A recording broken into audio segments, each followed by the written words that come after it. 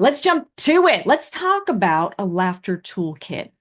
Let's talk about why micro moments of laughter matter for our joy, for our health, our well being, and for dealing with burnout. Let's go there. I'm seeing a lot of articles on this topic. I've been reading a ton about it.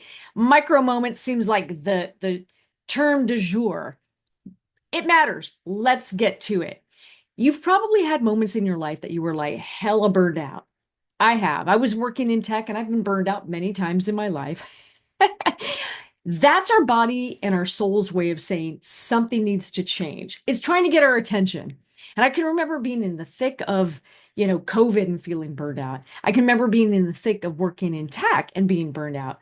1 in 5 people call their jobs bullshit jobs. It's a thing. And what they mean by that is they don't feel that their jobs have meaning or greater purpose. So they see what they do as not having any connection to the organization or making people's lives better. That's hard. It's hard to keep going every day when you feel like you have a bullshit job. And we've all had it. We've all had it. Like in the thick of tech, and I was leading teams, I felt disconnected. And when you start to see a deficit of meaning, it affects the way that you feel. So, what do we do? All right, 1 in 5 it's a lot. That's 1 in 5 too many. That's a lot. And 69%, according to Harvard Business Review and NAMI, which is they study workplace happiness, a Gallup poll found that 69% of people felt like when they have burnout, it's because they don't feel meaning and purpose. So the biggest primary factor of burnout isn't workload. It isn't the amount of hours you have to put in. It's not even your stupid coworkers that sometimes you want to strangle. Yeah, and they want to strangle you, by the way.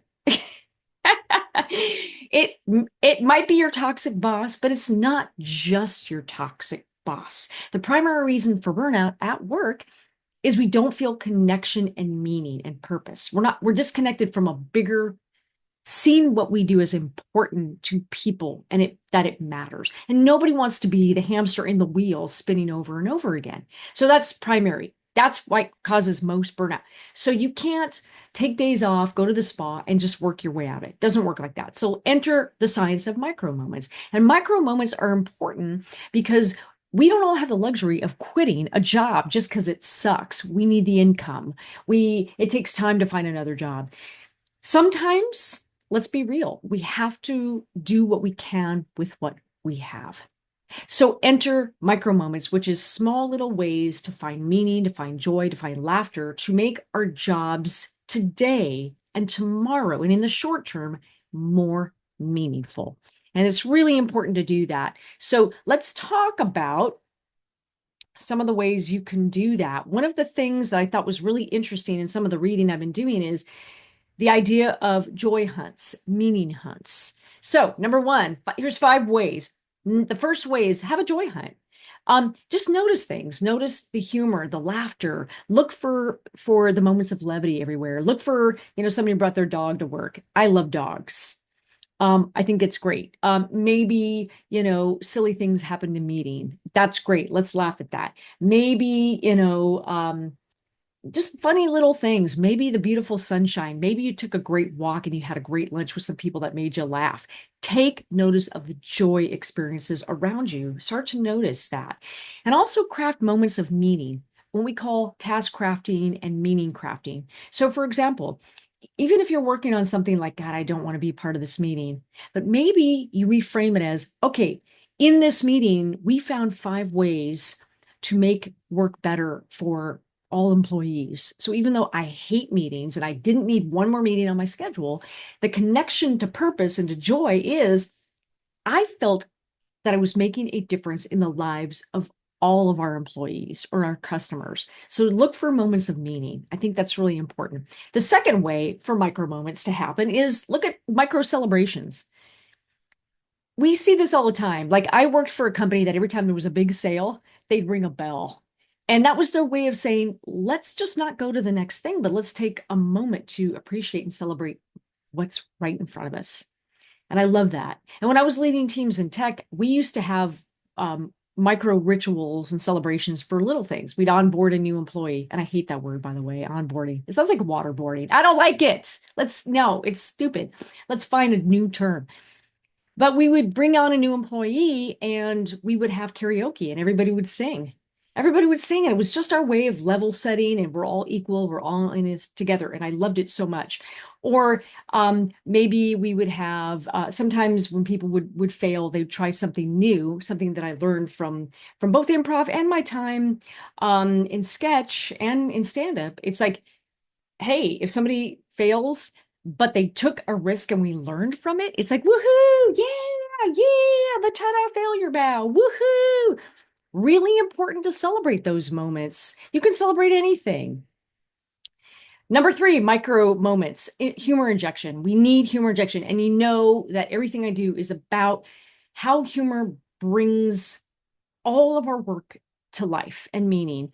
Look for humor, reframe everything. There's humor all around us. We just don't look for it. And I think the difference between somebody like me, who is a comedian, when I'm not working with businesses, uh, I look for comedy everywhere. Comedy is all around us. It's ridiculous.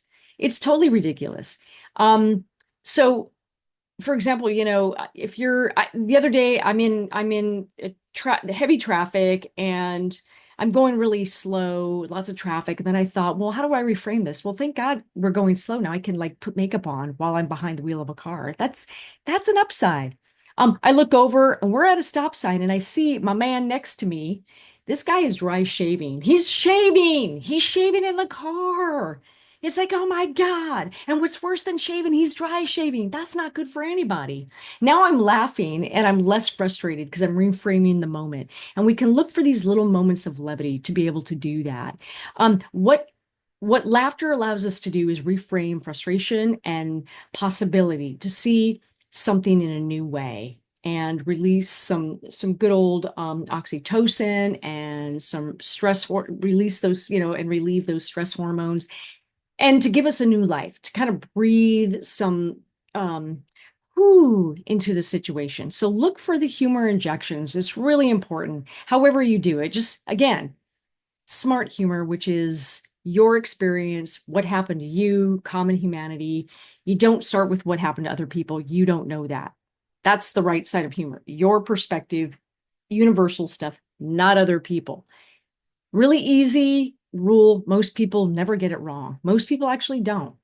The people who make it hard for everybody are those people. You know what I'm talking about.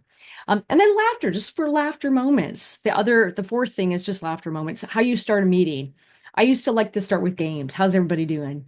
Okay, great. But I don't expect people to answer that. So, all right, how are you feeling in a movie title? Give me a movie title for how everybody's feeling. Some people are like Jaws.